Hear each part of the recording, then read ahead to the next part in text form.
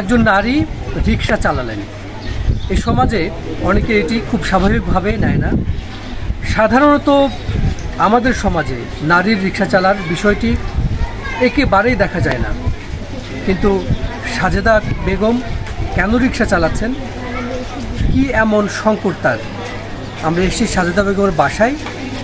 এই সংকটের কথাই আজকে আপনাদেরকে জানাবো। আমার সঙ্গে থাকুন।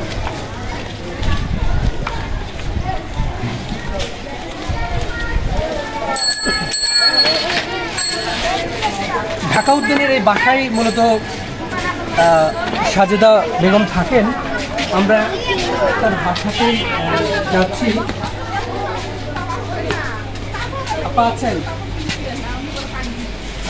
এটি হচ্ছে তার থাকার ঘর। একজন মা রিক্সা চালাচ্ছেন, জীবিকা নির্বাহ করছেন। ঢাকা শহরের এই ছোট্ট বাসায় তিনি থাকছেন। যেটি বলছিলাম, কেন তিনি রিক্সা চালান, তার কারণ তিনি তার সন্তানকে বাঁচাতে চান। তার সন্তানের দুটি কিডনি ড্যামেজ। ১.৫ বছর ধরে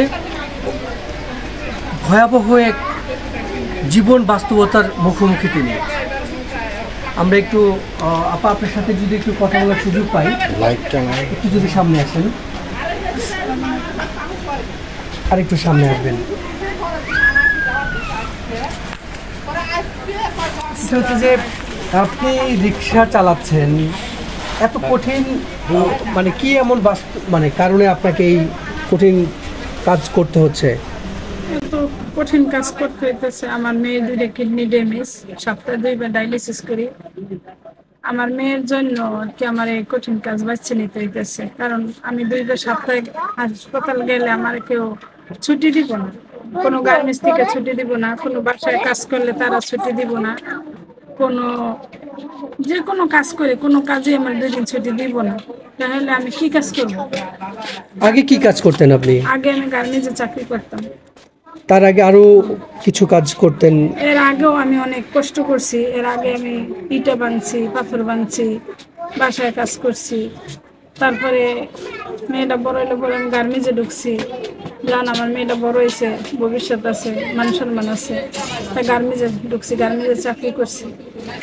কিন্তু আপনার বাসায় আর কেউ নাই? মানে আপনার এখন বর্তমানে স্বামী? আগে তো আমার স্বামী ছিল, এখন নাই আমার লোকে। আর ছেলে মেয়ে আর কেউ আছে? না, ছেলে মেয়েও নাই। এখন একটা মেয়ে আর 2টা ছেলে মেয়ে আসিল। 2007 সালে বন্যায় ছিডরে মারা গেছে, পানিতে বাসায় নিয়ে গেছে। পরের দিন সকালবেলা লাশ পাইছি। অর্থাৎ সিডরে আপনার 2জন সন্তান মারা গেছে। এখন একমাত্র যে সন্তান মুক্তা আক্তার, ওর নাম, মুক্তাকে নিয়ে আপনার বেঁচে থাকা। অবলম্বন।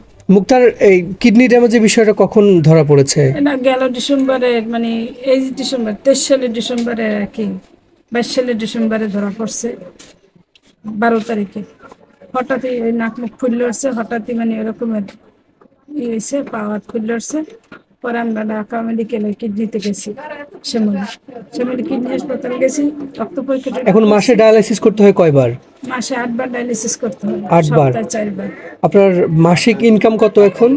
মাসে ইনকাম বলতে পারবো না, কোনোদিন 400 টাকা থাকে, 300 টাকা থাকে, মানে বুঝ যায় যে আজকে যাইতে পারি নাই, কালকে যাই নাই, পরশু দিন যাই নাই, এত কোনো ইনকাম নেই, এত নাই, মনে করেন ঠিক নেই।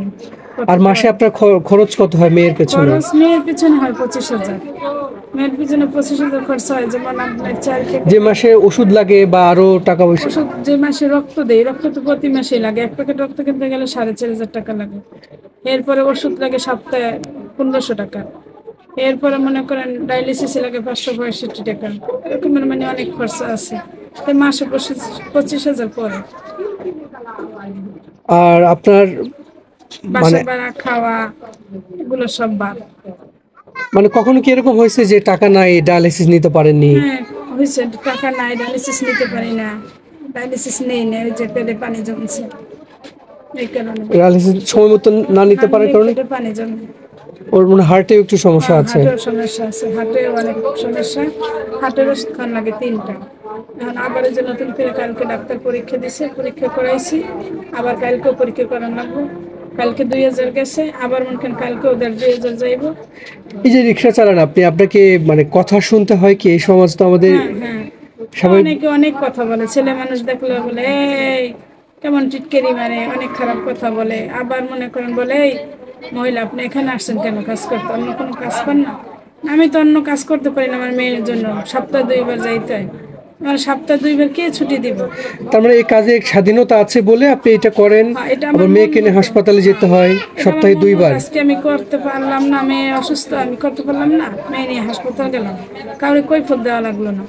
আর যদি বাসায় কাজ করি তাহলে বলবো যে তোমার মেয়ে ডেলি ডেলি অসুস্থ হবে, ডেলি ডেলি কি আমরা তোমার ছুটি দিব? তাহলে একটা কথা শুনতে হয়। কিন্তু রাস্তাঘাটে গেলেও অনেক ছেলেরা অনেক কথা বলে, অনেক রাগারাগি করে। একটু রিক্সা লাগে, রিক্সা বাজলে কয় রিক্সা চালাইতে পারো না, রাস্তায় এসে কি করতে, মানুষের ক্ষতি করতে, এরপরে মানে অনেক কথা বলে। গতকাল সংবাদ সংগ্রহে আমরা গিয়েছিলাম জাতীয় কিডনি ইনস্টিটিউটে, সেখানে মূলত তার সঙ্গে দেখা হয়, ফলে আজকে তার বাসায় আমরা এসেছি।